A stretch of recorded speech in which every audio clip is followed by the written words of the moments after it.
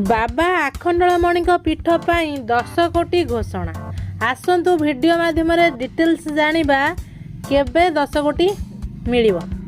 तो वीडियोटी को एबे देखुतले फास्ट लाइक कर दियंतु एवं आपण मानकु अनुरोध वीडियोटी को शेष जाए देखो।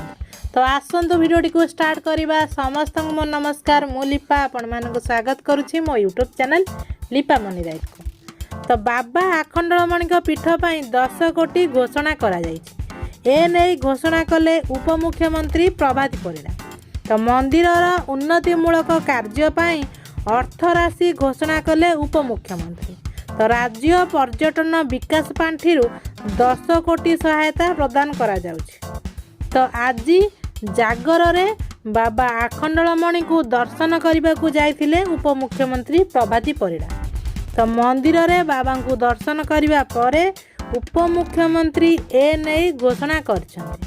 तो आशा करुछि वीडियोटी को शेष जाए देखिथिबे। आपण मानकर सुचिंत मतामत कमेंट बॉक्स रे जणाइबे। जदि वीडियोटी भल लागिला तेबे लाइक करिवे, शेयर करिवे। जदि हम चैनल को नुआ करी विजिट करूछन्ति तेबे सब्सक्राइब करिया को जमा भी भूलिवे नहीं।